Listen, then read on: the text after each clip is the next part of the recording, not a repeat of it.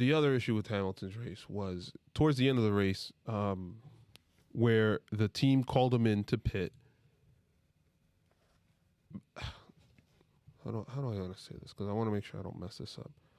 From what we understand post race, Hamilton wanted to see if he could extend the first stint so that the track could dry and he could just go onto slicks. That never happened. And what ended up happening was that once he pitted, which was lap 50, he didn't have enough time to reactivate the tires because the track was damp, it was cooler. He ended up costing himself speed, not being able to catch Charles Leclerc. Right call, wrong call on Mercedes or Hamilton's part. So Hamilton wanted to stay out. Mercedes was saying to bring him in. Yeah. The thing with obviously this race, I think the strategy was obviously to run the intermediates as much as you can, wait for the dry line, and then go on to slicks. Obviously that dry line didn't come up till like the very end of the race because the track wasn't drying out as fast as they thought it would. One thing, before you start the discussion, and it's something that Jensen Button. By the way, Jensen Button? Button, yeah. Yes, the commentary. When you bring on ex-F1 drivers who have obviously run in this era, the hybrid or maybe a little bit before, they'll give you an insight that nobody else would give you.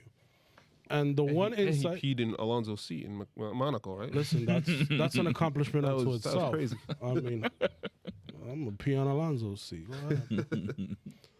But one thing that he mentioned, and this was at the very beginning of the race, and he mentioned it, and it was something that came into play at the very end of the race, was that the intermediate tires, obviously, when you put them on, they're gonna have a lot of grip at first. Mm-hmm.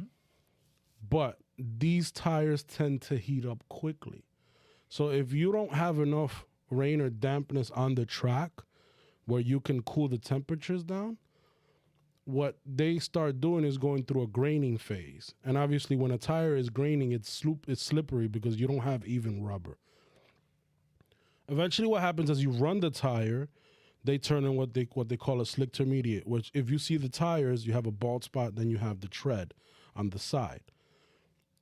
You have to work into that. Once you work that tread down and get to the slick part of the tire, then you're going to have more grip, which is exactly what was happening. That's why there was such a hesitation to pit and go onto other intermediate tires, into another set of intermediate tires, even though you could, because you knew that, you'll be fast at first, because Ricciardo actually tried this. He pitted early. Super early. Yeah. He pitted early. He was putting in some decent times.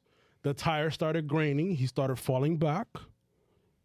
And then he started getting his times back because he worked through that graining. Yep. And every single driver went through that.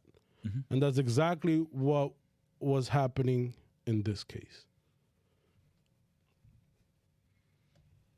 So. I don't know. I think... But now you get to the conundrum. Do we pit or do we don't?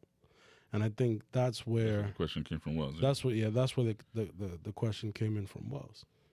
I mean, to me, based on what Mercedes was saying and then what they said after the race, he would have lost more position had he not pitted. So, and also, I don't know.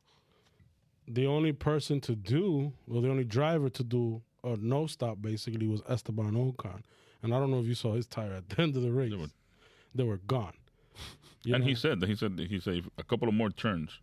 He probably would have had he would have had a blowout. Yeah, I mean, so pretty much compared the Alpine and the way maybe Ocon was driving to Hamilton. He's already losing time. He's going to be in a hurry, so he would have had a blowout.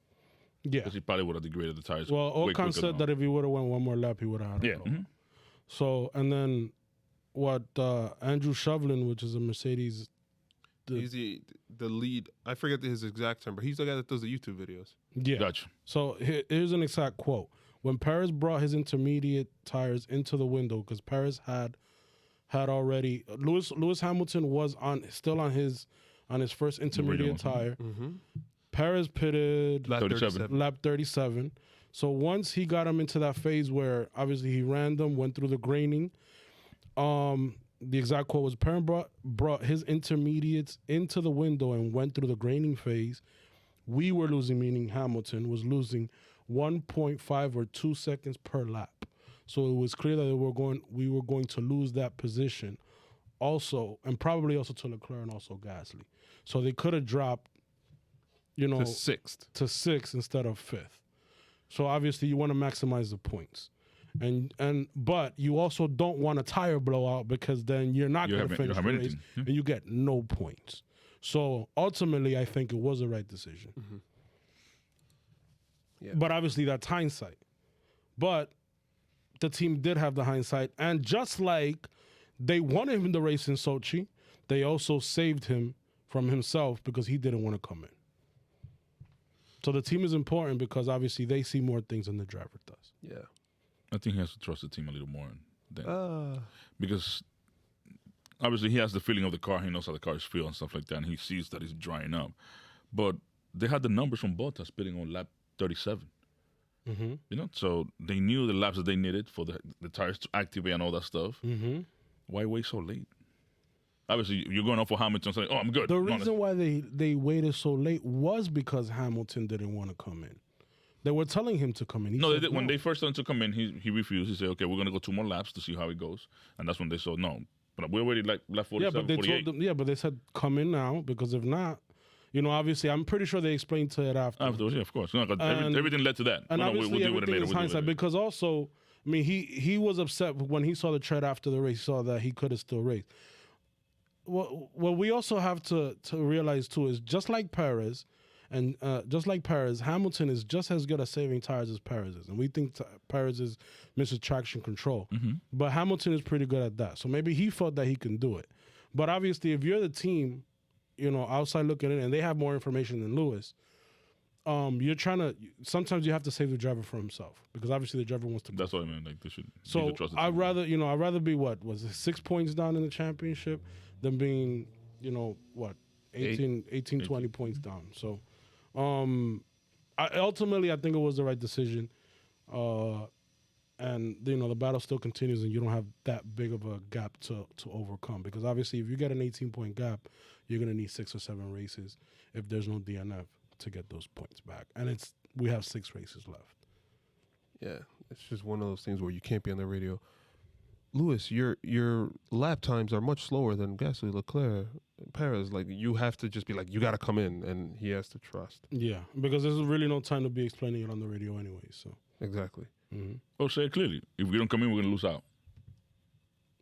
I don't think that. Yeah, that's not gonna go. That's happened. Especially when you're talking to an F1. No, I know, but what I'm saying is because he saw what happened last weekend. That's right. They should have built off of that from that. Mm-hmm. What happened? I mean, not last weekend, last race. Yeah. In Sochi, he didn't want to come in. They went with it. Okay, so stay. Oh, no, I got to come in. Oh, now you got to come in. Okay. Sometimes you got to save the driver from himself. Yes. So, I mean, I think that's what they did. I think ultimately it was the right call. Like we said, they were looking at Ocon. Mm-hmm. Ocon was the only other driver that was Ocon and Leclerc were the only other drivers that were trying to stay out on those same intermediates. But like, for example, you see Leclerc. Ultimately, they couldn't do it. It was gonna go. Leclerc at that point, he was leading the race. Yeah. At that point, would you take the chance of Leclerc? Maybe. Yeah, if you're Ferrari, yeah, but you're not locked in a drivers' championship duel. That's the thing. Yeah, but you're locked in a team battle now between McLaren, and obviously McLaren has a 1-2 already in the bag, so they're trying to claw that back. 25 points would be huge. You can't. No, sometimes it seems more reasonable for Leclerc to actually take the chance than to do it with Hamilton. Yeah, but you still don't want to lose the points, because if you get a tire blow, you get nothing. So you'd rather take the 4th. Obviously, they weren't expecting to get a podium. The podium is just a bonus, but you'd rather take the points than get no points at all. That's the gamble that I think Aston Martin took with Battle. Yeah, and ultimately, you get a double points finish. If you're Ferrari, you get a double points finish as compared to only Lando finishing in the points. Yep. And Ricciardo didn't. All right, so I'm gonna. Hey guys, this is Wellington from the Jump to Start Racing crew. Before we start, I want to make sure to tell you to destroy that like button and to make sure to hit subscribe to be up to date with our episodes and clips. Please make sure to follow us on Instagram and Twitter. Our handle on both platforms is @JumpTheStartF1. See you there.